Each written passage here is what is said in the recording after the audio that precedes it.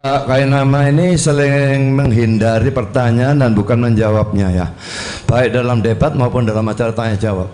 Tadi dalam debat Pak Istra sudah mengatakan tidak ada ayat yang mengatakan Yesus sembuh, semua bangkit atau dibangkitkan, dan Pak Kain nama tidak menjawab satu huruf pun dalam persoalan itu.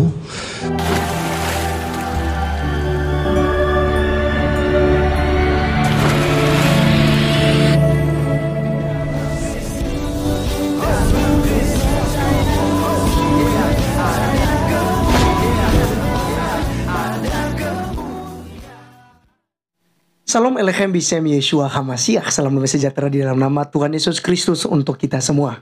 Pada kesempatan kali ini teman-teman sekalian, kita akan membahas mengenai Pendeta Budi Asali dan Ustadz Ahmad Kainama dalam momen debat beberapa waktu yang lalu bersama lawannya, yaitu Bapak Pendeta Isra Soruh. Dalam perdebatan itu kan kita udah tahu bahwa Ustadz Ahmad Kainama ini mewakili umat Islam dan itu kalah telak. Dia tidak bisa menjawab Pak Pendeta Isra Soruh dan juga tidak bisa menjawab pertanyaan-pertanyaan daripada orang-orang Kristen. Jawabannya kan sudah tadi. Nah, yang saya tampilkan tadi itu apa, Pak? Jangan marah-marah ke saya dong. Taulah gayanya ala-ala itu gitu ya, teman-teman sekalian, ala-ala. Ya. Dan Pendeta Budi Asali sekat mat.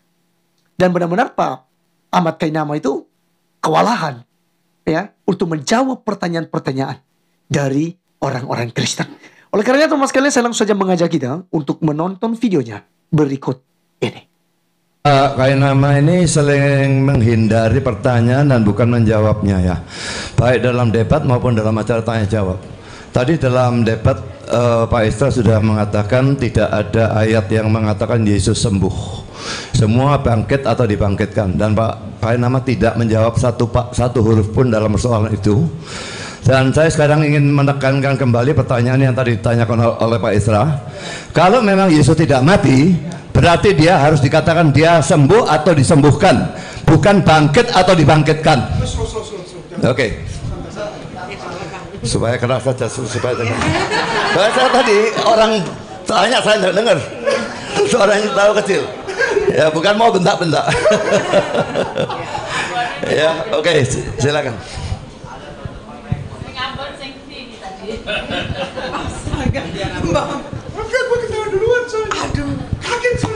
Jadi pertanyaan tadi, Yesus sembuh atau tidak sembuh, bangkitkan atau tidak dibangkitkan?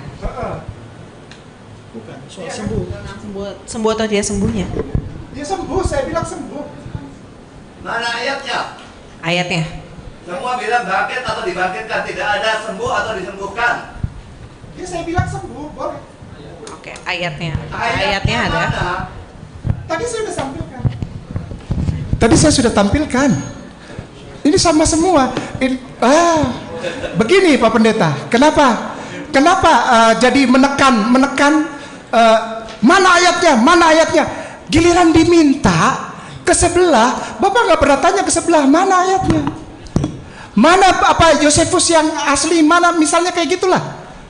Kenapa kok harus mati? Kayak tadi tuh Sanhedrin. Ya kan? Tapi kalau ke saya, dia nggak menjawab. Karena porsi saya menjawab, dia sembuh. Udah itu aja. Boleh dong Pak Pendeta? Boleh nggak? Boleh nggak? Apakah harus begini sesuai dengan keinginan Bapak? Kalau Bapak bilang dia tidak mati, iya, berarti dia sembuh atau iya, disembuhkan. Tapi tidak iya, ada ayatnya satupun. Di dalam semua mengatakan dia bangkit atau dibangkitkan, berarti dia mati. Pak, di dalam iman saya dia tidak mati. Itu imanku. Nah, pembahasannya temanya. Oke. Karena permintaan hari ini debatnya adalah untuk membahas ayat-ayat dari Alkitab, membawa kekuatan parameter dari paparan dari Alkitab. Oke, baik, tenang ya. Baik, boleh tenang ya Pak ya. Silakan. Tadi kan sudah dikasih tahu ini. Baik, oke, baik. Sudah dijawab dari narasumbernya. Berarti ini apa ayatnya? Iya. Oke, berarti ini ayatnya Pak. Iya. Terima tidak terima sudah Pak. Iya. Baik ya. Itu Ini loh. hanya ini ayatnya. Hanya ini ayatnya. Loh, Sekarang saya tanya, apakah tadi yang eksplisit ada nama Yesus di situ di dalam catatan sejarah? Nggak apa-apa, saya bisa nerima Pak Esra menyampaikan itu kepada saya, Pak. Nggak perlu dimarah-marahin saya nggak perlu ngikutin Bapak, karena ini saya mengikuti pola yang ada di dalam tema, bahwa saya tidak membawa keislaman saya dalam membawa tema Yesus tidak mati gitu.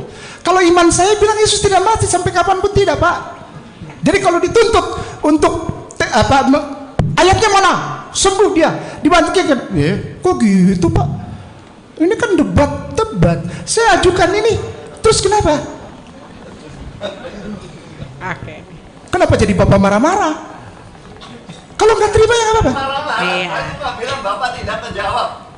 Ya nggak apa-apa, itu Oke, menurut baik. Bapak. Ya, nggak apa-apa. Menurut Bapak kan, nggak apa-apa kan? Boleh dong. Ya toh? Hah? Nggak boleh. Ada undang-undangnya di dalam debat di Indonesia. Ya, kalau tidak Saya melakukan kesalahan hukum gitu. Oke, baik, sudah ya Pak ya. menjawab. Iya.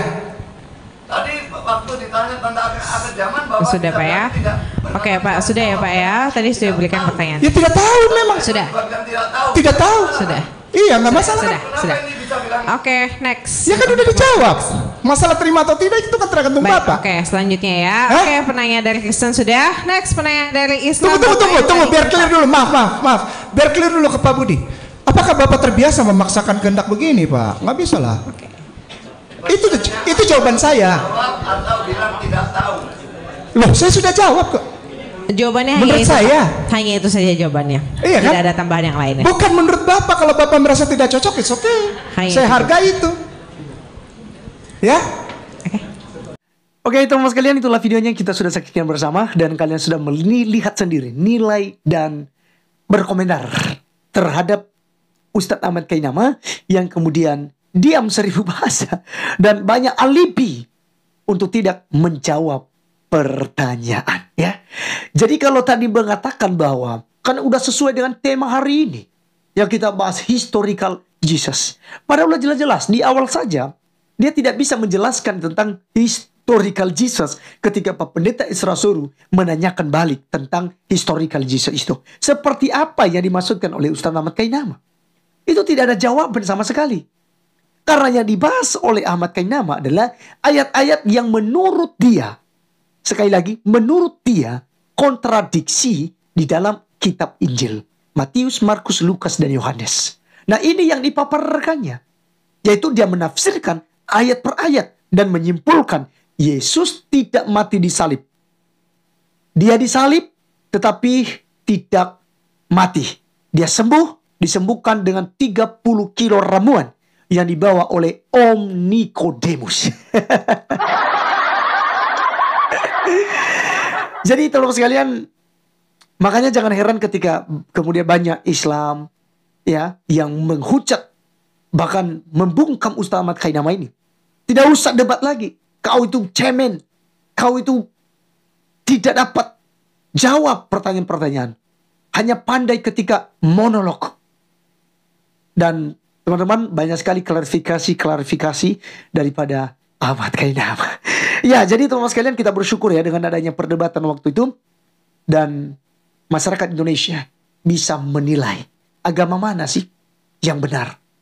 Dan tokoh agama mana sih yang pandai beralibi, pandai menipu, pandai berbohong. Ya, jadi netizen sudah bisa menilai hal itu. Oleh karenanya tidak berlama-lama saya langsung undur diri. Tuhan Yesus memberkati kita. Salam.